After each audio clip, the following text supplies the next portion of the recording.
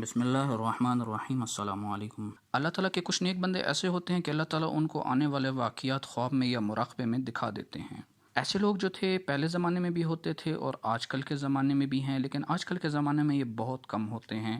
اور وہ اپنے جو خواب ہیں یا مراقبے میں جو انہیں نظر آتا ہے وہ اس طرح سرعام بتاتے کسی کو نہیں ہے، وہ چھپا کے رکھتے ہیں۔ صحیح بخاری کی حدیث نمبر 2176 میں حضرت انس بن مالک روایت فرماتے ہیں، نبی صلی اللہ علیہ وسلم نے ارشاد فرمایا، نیک انسان کے سچے خواب نبوت کے 46 حصوں میں سے ایک ہے۔ سنن ترمذی کی حدیث ہے کہ نبی صلی اللہ علیہ وسلم نے ارشاد فرمایا، اتقوا الفراست المؤمن فإنه ينظر بنور اللہ، کہ مومن کی فراست سے ڈرو، وہ اللہ کے دیے ہوئے نور سے دیکھتا ہے۔ بخاری شریف کی حدیث نمبر 6502 میں نبی صلی اللہ علیہ وسلم ارشاد فرماتے ہیں، اللہ تعالیٰ ارشاد فرماتے ہیں، جس نے میرے کسی ولی سے عداوت رکھی میں اس کے ساتھ اعلان جنگ کروں گا۔ میرے کسی بندے نے میرے فرض کردہ احکام کی بجا آوری سے زیادہ محبوب شے سے میرا قرب حاصل نہیں کیا، اور میرا بندہ نوافل کے ذریعے میرا قرب حاصل کرتا رہتا ہے، یہاں تک کہ میں اس سے محبت کرنے لگتا ہوں۔ جب میں اس سے محبت کرنے لگتا ہوں تو میں اس کے کان بن جاتا ہوں جس سے وہ سنتا ہے، اس کی آنکھیں بن جاتا ہوں جس سے وہ دیکھتا ہے، اس کے ہاتھ بن جاتا ہوں جس سے وہ پکڑتا ہے، اس کے پاؤں بن جاتا ہوں جس سے وہ چلتا ہے۔ اگر وہ مجھ سے سوال کرتا ہے تو میں اسے ضرور عطا فرماتا ہوں، اور اگر کسی چیز سے پناہ چاہتا ہے تو میں اسے ضرور پناہ عطا فرماتا ہوں۔ تو غیب کا جو علم ہے وہ صرف ایک اللہ کے پاس ہے۔ اللہ تعالیٰ جس کو جتنا بتانا چاہتے ہیں، جتنا علم دینا چاہتے ہیں، اللہ تعالیٰ دے دیتے ہیں۔ تو اپنے نیک بندوں کو اللہ تعالیٰ کچھ علم دے دیتے ہیں۔ اللہ تعالیٰ کے ان نیک بندوں میں سے ایک بندے گزرے ہیں، حضرت نعمت اللہ شاہ ولی رحمۃ اللہ علیہ، جن کی پیدائش 1330 عیسوی میں شام کے شہر حل میں ہوئی، اور آپ کی وفات 1431 عیسوی میں ایران کے شہر مہان میں ہوئی ہے۔ آپ نے اپنی زندگی میں جو اللہ تعالیٰ نے ان کو دکھایا خواب کے ذریعے یا مراقبے کے ذریعے، انہوں نے اشعار میں تشکیل دیا، اور یہ جو اشعار تھے 2000 تھے، اور اب جو ہیں وہ 200 رہ چکے ہیں۔ حضرت اسماعیل دہلوی شہید رحمۃ اللہ علیہ نے 1851 عیسوی میں اپنے رسالے 40 فی احوال المہدیین میں ان اشعار کا ذکر کیا ہے۔ حضرت نعمت اللہ شاہ ولی رحمۃ اللہ علیہ نے اپنے اشعار میں مغل بادشاہوں کا ذکر کیا ہے، وہ اتنے عرصے رہیں گے، اور پھر اس کے بعد انہوں نے اپنے اشعار میں انگریزوں کے بر صغیر پر حملے کا اور قبضے کا ذکر کیا ہے، اور وہ اتنے سال رہیں گے، اس کا ذکر کیا ہے۔ اس کے بعد انہوں نے ہندوستان اور پاکستان کے دو علیحدہ ملک بننے کا ذکر کیا ہے۔ پاکستان کے لیے نعمت اللہ شاہ ولی رحمۃ اللہ علیہ نے غربستان کا لفظ استعمال کیا ہے۔ اس کے بعد انہوں نے 1965 کی وار کا ذکر کیا ہے، اور انہوں نے اپنے اشعار میں یہ تک ذکر کیا ہے کہ 1965 کی جو وار ہے وہ 17 دن رہے گی۔ اس کے بعد نعمت اللہ شاہ ولی رحمۃ اللہ علیہ نے 1971 کی جنگ کا ذکر کیا ہے۔ نعمت اللہ شاہ ولی نے پھر جو ہے غربستان، آج کا پاکستان، اس پر عوام جو ہے چور حکمرانوں کو منتخب کرے گی، اس بات کا ذکر کیا ہے۔ پھر وہ چور حکمران جو ہیں وہ بڑی سمجھداری سے، بڑی چالاکی سے عوام کا پیسہ لوٹیں گے، اس بات کا ذکر کیا ہے۔ پھر وہ جو چور حکمران ہیں وہ اتر جائیں گے، اس بات کا ذکر کیا ہے۔ پھر ان کے گھر ویران ہو جائیں گے اور ان کا احتساب ہوگا، اس کا بھی حضرت نعمت اللہ شاہ ولی رحمۃ اللہ علیہ نے ذکر کیا ہے۔ حضرت نعمت اللہ شاہ ولی رحمۃ اللہ علیہ اپنے اگلے شعر میں فرماتے ہیں کہ چترال نانگا پربت چین کے ساتھ گلگت کا علاقہ مل کر تبت کا علاقہ میدان جنگ بنے گا۔ آج کل جو انڈیا چین کے حالات چل رہے ہیں اس سے یہ معلوم ہوتا ہے کہ آنے والے وقت میں یہ پیشن گوئی جو ہے پوری ہونے جا رہی ہے۔ اگلے شعر میں حضرت نعمت اللہ شاہ ولی رحمۃ اللہ علیہ فرماتے ہیں کہ اس کے بعد ہند میں ایک شورش پیدا ہوگی، اور غازیان اسلام اعلان جہاد کے لیے اولوالعزمی کے ساتھ برسر پیکار ہوں گے، یعنی کہ غزوہ ہند کا انہوں نے ذکر کیا ہے کہ اس کے لیے مسلمان جو ہیں ہندوستان کے خلاف غزوہ ہند کے لیے اٹھ جائیں گے۔ نعمت اللہ شاہ ولی رحمۃ اللہ علیہ اگلے شعر میں پیشن گوئی فرماتے ہیں کہ ترکی والے، چین والے، ایران والے ایک جگہ ہو جائیں گے، اور یہ سب ہندوستان کو غازیانہ طور پر فتح کر لیں گے، یعنی کہ پاکستان کی مدد کے لیے چائنا، ایران اور ترکی جو ہیں وہ شامل ہوں گے۔ اگلی پیشن گوئی میں نعمت اللہ شاہ ولی رحمۃ اللہ علیہ فرماتے ہیں کہ افغانستان، ایران کے مجاہدین یکجاں ہو جائیں گے اور مل کر ہندوستان کو غازیانہ انداز میں فتح کر لیں گے، یعنی کہ وہ پاکستان کی مدد کرتے ہوئے پاکستانی افواج کے ساتھ افغانستان والے اور ایران والے مل کر،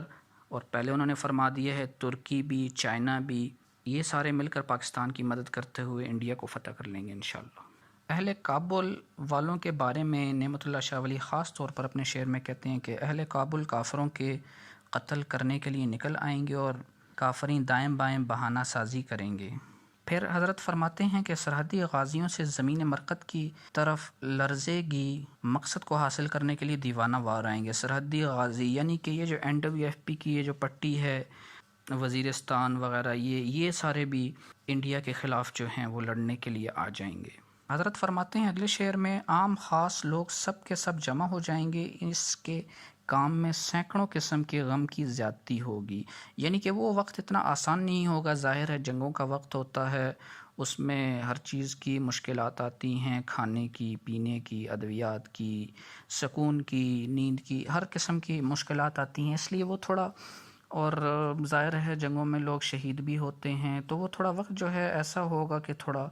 غم والا وقت ہوگا۔ اور حضرت اپنے اگلے شعر میں فرماتے ہیں، یہ واقعہ بڑی اور چھوٹی عید کے نماز سے پہلے ہوگا، ہاتھ سے گئے ہوئے علاقوں کو فتح کر لیں گے، یعنی کہ جو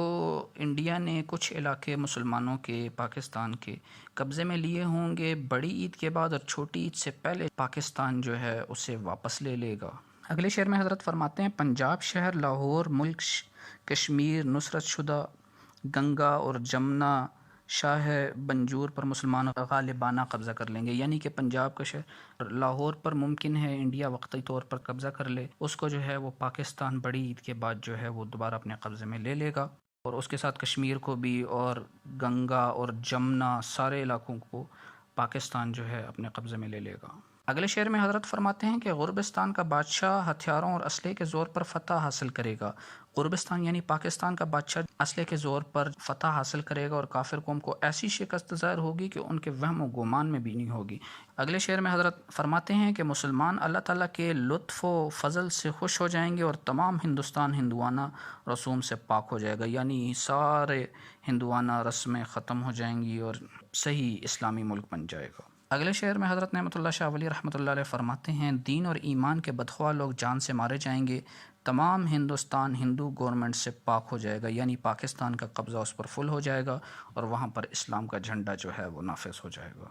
غزوہ ہند کے بارے میں ایک اور شعر میں حضرت فرماتے ہیں کہ جنگی ہتھیار اور جنگی معاملے میں ماہر لشکر آئے گا، مسلمانوں کو بے حد اور بے حساب تقویت پہنچے گی، یعنی کہ بڑے پروفیشنلز آئیں گے، ہتھیار ان کے پاس ہوں گے، اور معاملات، جنگی معاملات کے ماہر لشکر آئے گا، اور اس سے پاکستان کو بڑی تقویت ملے گی۔ اور دوسرے شعر میں حضرت فرما رہے ہیں، ترکی والے، عرب والے، ایران والے امداد کے جذبے سے دیوانہ وار آئیں گے، یعنی کہ غزوہ ہند جب سٹارٹ ہوگا، کیونکہ نبی صلی اللہ علیہ وسلم کی اتنی بشارتیں ہیں غزوہ ہند کے لیے، اس لیے مسلمان پوری دنیا سے آئیں گے، ترکی والے بھی، عرب والے بھی، ایران والے بھی انشاءاللہ پاکستان کی مدد کو آئیں گے۔ حضرت اپنے اگلے شعر میں فرماتے ہیں کہ پہاڑوں اور جنگلوں سے اعراب بھی آئیں گے، آگ والا سیلاب چاروں طرف سے روا دواں ہوگا، یعنی کہ ہر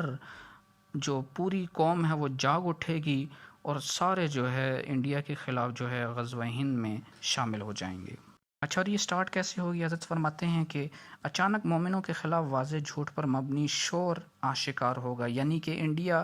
کچھ مس ایڈونچر کر کر پاکستان پر جھوٹ لگا دے گا، یا اس طرح کر کے جنگ کر دے گا، تو پھر مسلمان کافروں کے خلاف دلیری اور شجاعت سے جنگ کریں گے، یعنی کہ انڈیا جو ہے یہ جنگ اس طرح سٹارٹ ہوگی غزوہ ہند کہ انڈیا مس ایڈونچر کوئی کرے گا، کوئی غلطی جھوٹ پر مبنی کوئی واقعہ کر کر پاکستان پر اس کا الزام لگائے گا، اور مسلمان جو پاکستان کے اور سارے جو مسلمان ہیں انڈیا کے خلاف جو ہے غزوہ ہند میں آ جائیں گے۔ پاکستان پر تو انڈیا پہلے بھی کئی دفعہ غلط الزام لگا چکا ہے، لیکن یہ جو ہے اس دفعہ بھی وہ یہی حرکت کرے گا۔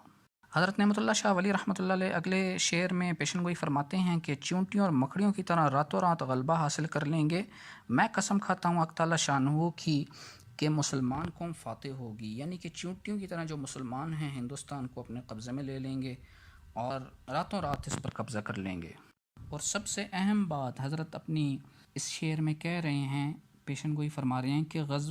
یہ غزوہ جو ہے 6 سال تک انسانیت کے لیے بدقسمتی کی گہری تاریک غار کی طرح ہوگی، تو جان لو کہ اس وقت اللہ کی راہ میں بڑھ کر لڑنے والے ہر جگہ جام شہادت نوش کرنے کے لیے موقع تلاش کریں گے. یعنی کہ یہ جو غزوہ ہند ہے، غزوہ ہند جو ہے یہ 6 سال تک رہے گا، اور اس میں بڑی ظاہر جنگ جو ہے وہ آسان تھوڑی ہوتی ہے، اس میں مشکلات آتی ہیں. اسی لیے حدیث میں آتا ہے، مفہوم ہے کہ آپ کو جنگ کی جو ہے وہ آرزو نہیں کرنی چاہیے، لیکن جب ہو جائے تو اس پر